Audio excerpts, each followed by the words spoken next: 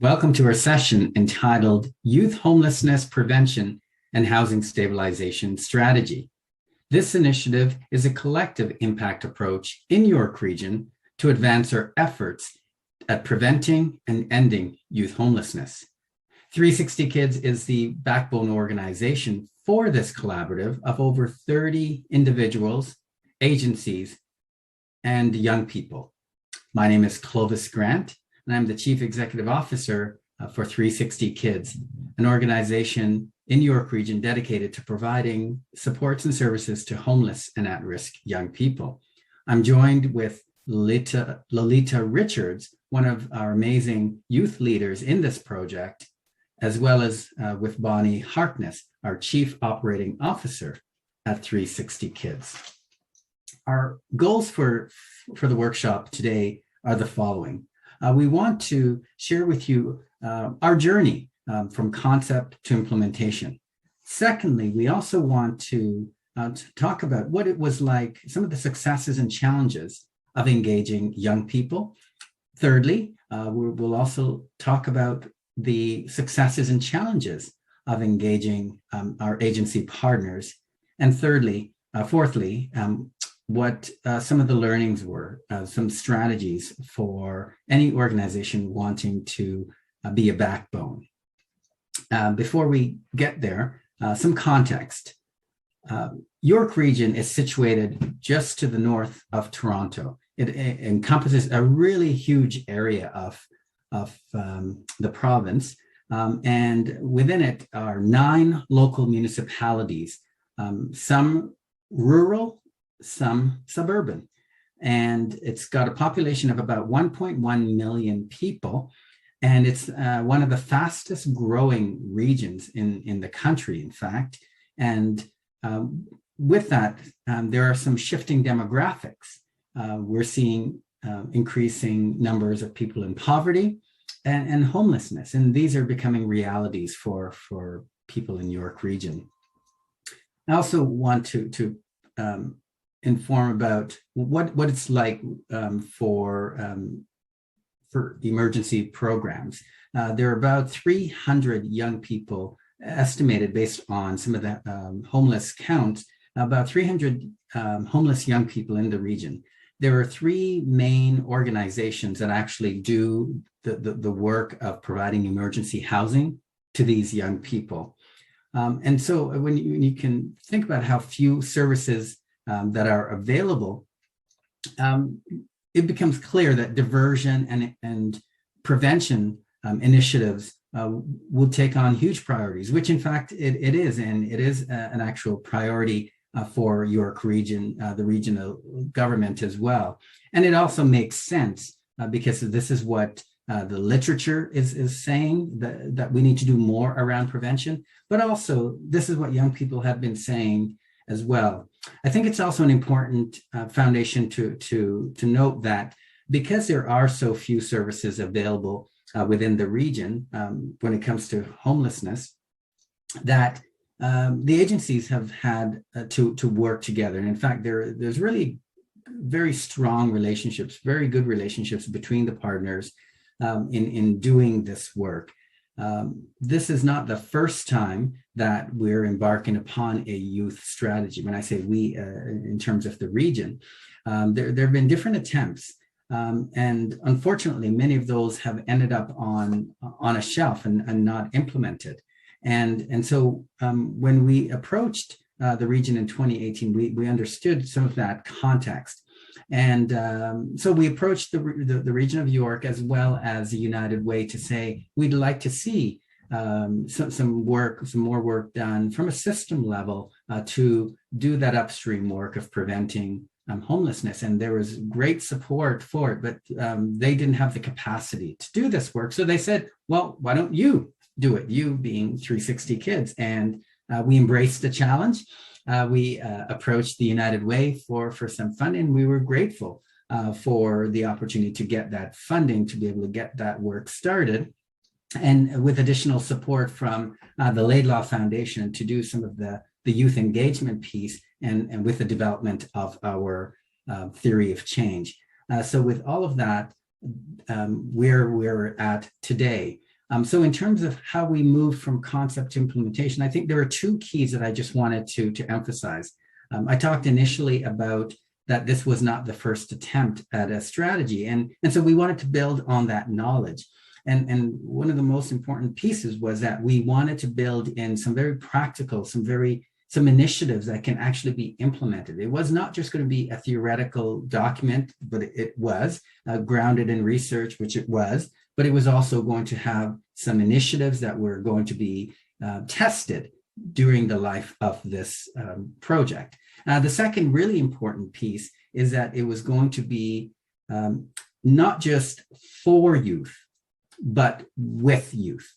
It was going to be youth involved and not youth informed. And I'm going to hand the floor over now to Lolita, who will explain much more about the youth engagement piece. Lolita. Thank you, Clovis. Again, my name is Lolita Richards, and I have the pleasure of being a part of the Youth Council. And this project from the beginning completely went beyond tokenism by making sure that that throughout every youth voice was being heard and every step of the way. Youth had an equal decision making at each table.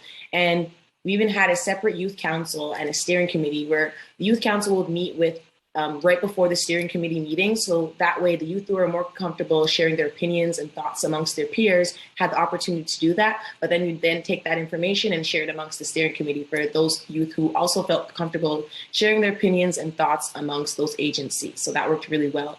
And of course, as you know, with a large collective, there's going to be some barriers. Some of the barriers that we experienced with participation was having youth represented. You know that youth a lot of the times have engagements that are during the day, and a lot of the times the agencies and organizations we are connected with a lot of times had families and things that they'd had to attend to in the evening. So what we found one of the barriers was finding that happy medium where both youth and the agencies can come together and share their opinions and thoughts. And one of the key things in helping that to work was finding youth that were really, really passionate and had that lived experience piece. For me personally, that was the reason why I stayed really engaged with the project from the beginning to the end, because I was a youth that experienced youth homelessness. And the passion lied for me is that I just wanted to be able to help to ensure that no other youth would have to deal or experience some of the things that I had to deal with while I was homeless. And for pandemic opportunities, during the pandemic, it gave us an opportunity to go onto a remote meeting space, which of course, you know that York region is a very large geographic area. So this allowed youth from all over the city to be able to come together, connect and collaborate. And as well as for my experience, it was also an experience for the youth that were sitting on the committee to hone those leadership skills, have opportunity to find extra income during the pandemic, but also to really get out there and find those opportunities to really further their career as well. So again, from the beginning to the end, throughout the whole collective, youth voice was heard and also received. And that was what it was like working with the youth. And I'm going to hand it over to Bonnie to share a little bit more about what it was like working with the agencies. Thanks, Lolita. You summed that up really well, and it was very similar for us working, trying to pull the right people, is what we call, around the table. Initially, when we started, we looked at who do we actually need to have around that table. Typically, as homelessness service providers, we typically work with the same people all the time to solve the problem, and that's the homelessness sector. And what we realized is when it comes to youth, we need to have other people at the table. We need to have everybody that intersects with a young person to be sitting at that table if we're really going to make an impact in youth homelessness.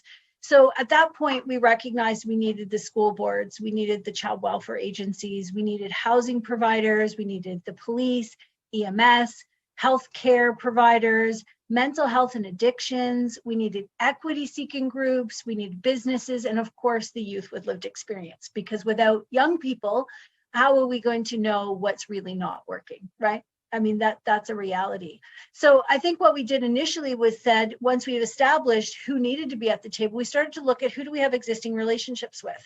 And that was something that Clovis mentioned, that we already had some deep-rooted relationships in our community that we had been working in this area for a number of years. So we started with those people. I think it's always key to start with the people you have a relationship with, so you already have a foundation of trust. And then you can come to this table with the right intentions and as Lolita said, the passion to do the work. So we started there. We started to bring together some of our service providers in those areas I mentioned. And then we looked at where the gaps were. Who else are we missing? And who do they know? So some of those other now committed members, who do they know that they could bring to the table? So in the end, what we found was through networking, we found a table of a very eclectic group of people who works with young people, but also already had established relationships around the table, which meant that we had a really strong foundation to sort of jump off of. And then we started to look at, well, when we think about who we're bringing to the table at the steering committee level, we want to make sure that we have organizations there, that we have a commitment from the organization, not just individuals who have passion for the work. Because we know sometimes that's difficult when we have to go back to our organization and sort of get permission about whether or not we can commit resources to this initiative or not. So we really focused in on those decision makers from organizations so that right there at that table, when we were developing the strategy, we knew what we were bringing to the table. We knew what we could sort of change, especially when we were looking at addressing structural barriers, because it really was our ability to shift and maybe do things a little bit differently than we've done before.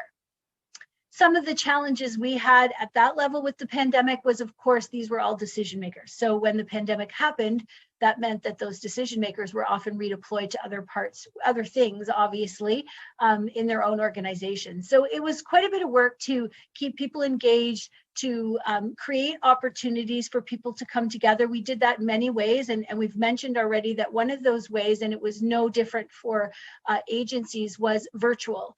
It was really important to, even from a geography perspective, to get people to the table so that they could be dealing with some of those pressing issues in their organization and quickly hop on a call with us.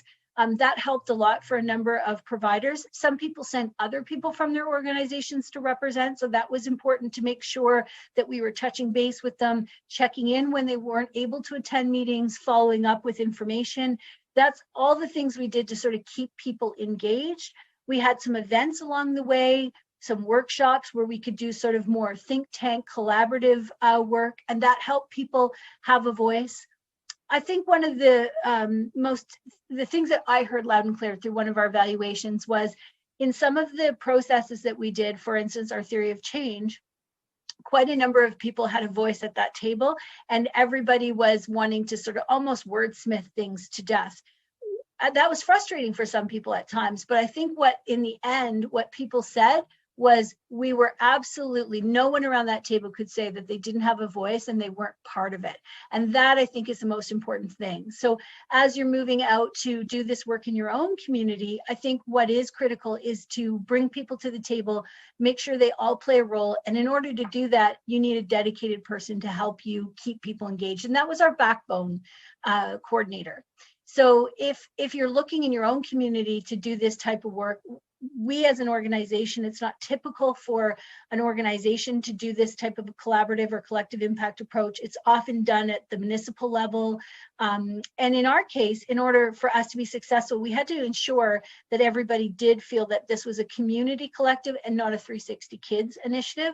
And that's where that dedicated backbone support, although it was housed in our agency, was very much that neutral person that kept people together, kept people engaged, found opportunities for engagement, really kept us sort of on track and moving in the right direction.